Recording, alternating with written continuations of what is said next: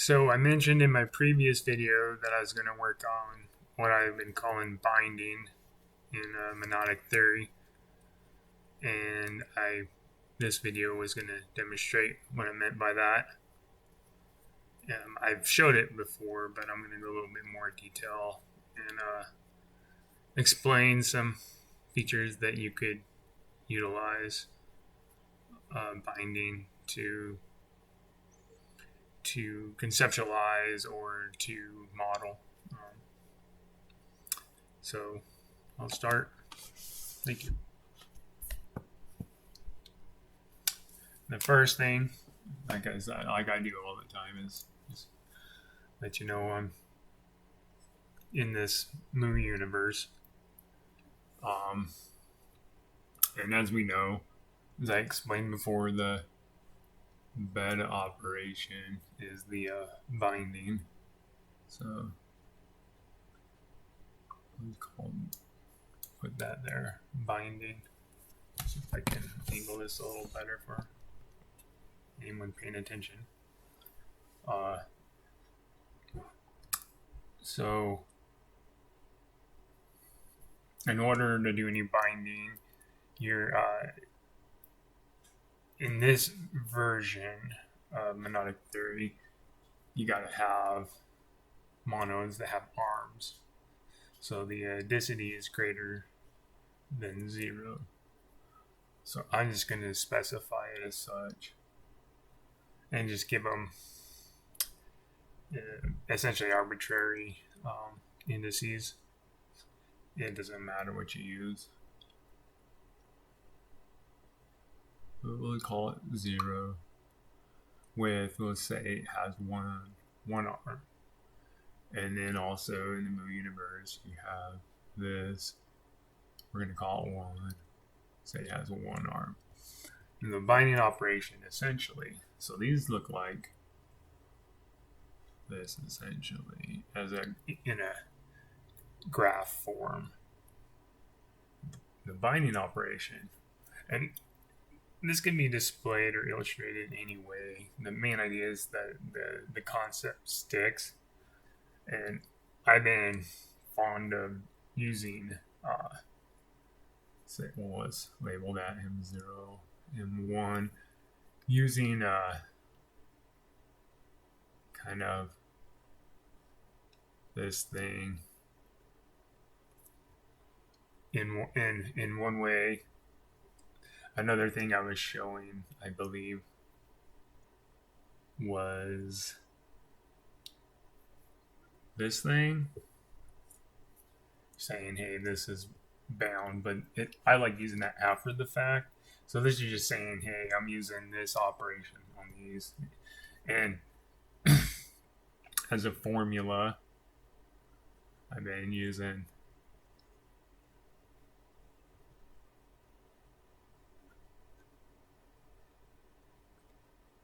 something like that.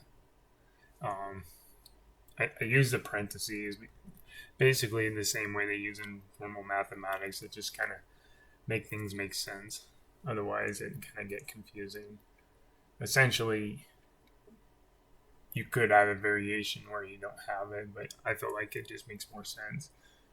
And then in the formula sense, I've been using the square brackets. I'll just do that right now. So I've been using that to indicate that this is a bind between these two monodes. And obviously, if it loses an arm, you got to indicate that inside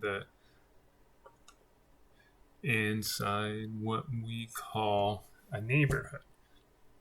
So the square brackets represent a neighborhood. And neighborhoods are a way to kind of like show that different monodes are connected to each other, or binded, hence the term. Graph-wise, I've essentially done this.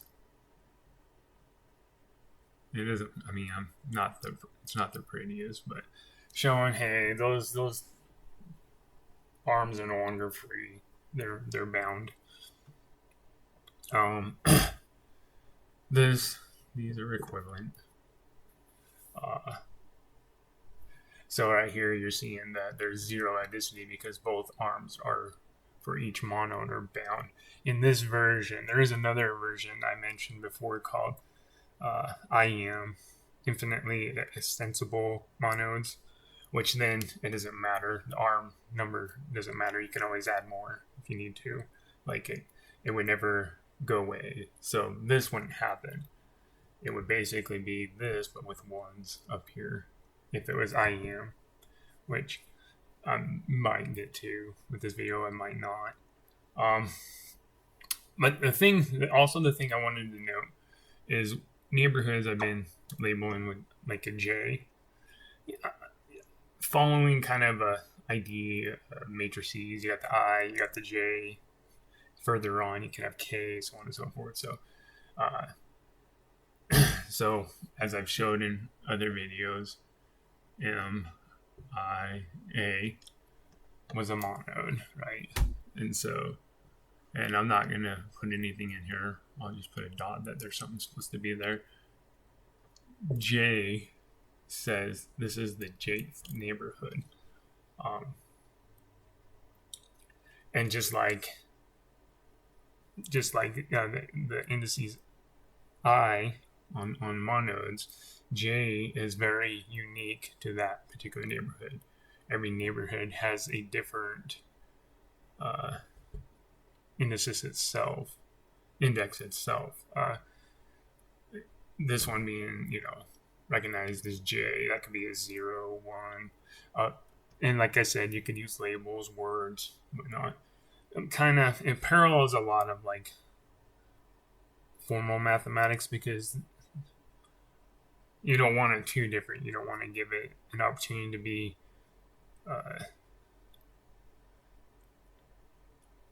where they couldn't have an equivalency.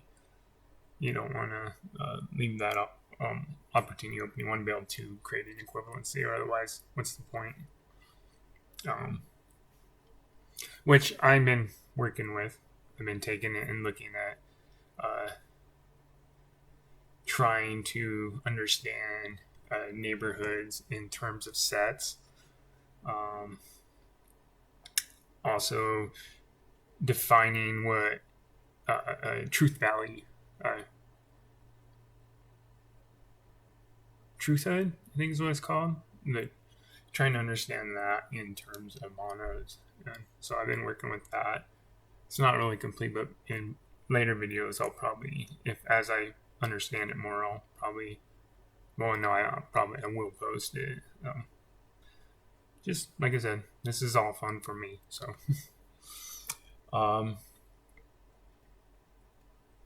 so yeah, this is our neighborhood. This is the deal. One way to look at this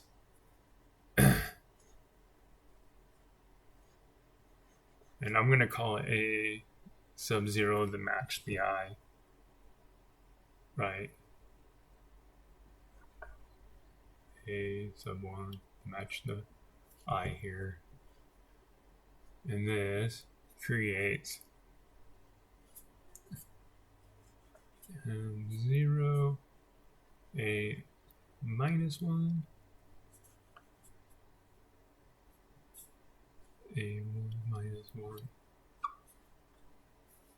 And you kind of get the idea.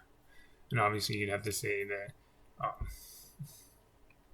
A0 has to be 1 or greater. A1 has to be 1 or greater. So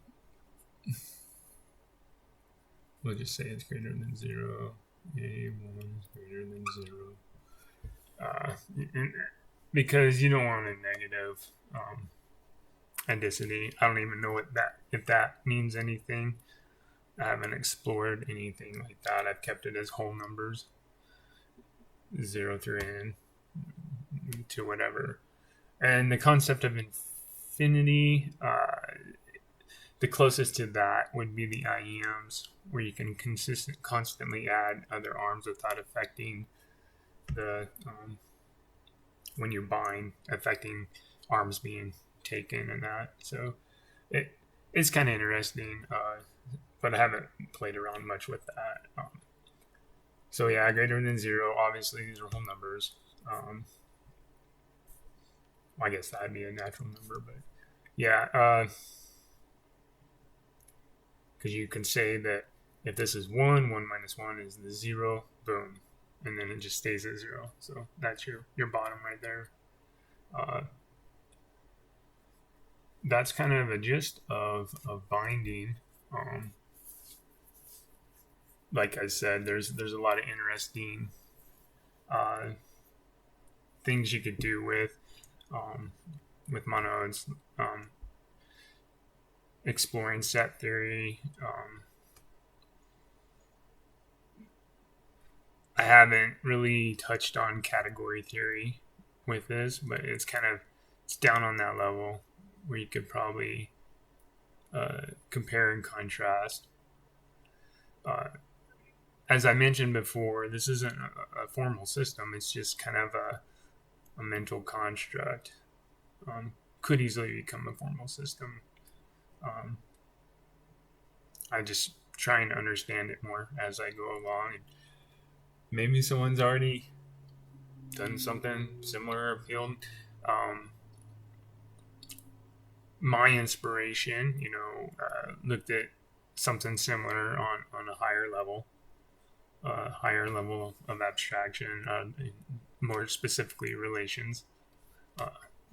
So more on that functional relational level. I just took it down and generalized it a little bit more into what I've been calling monodes. And I'll continue to do this because I find it entertaining and fun, and hopefully the people that are watching my video have the same feelings. I will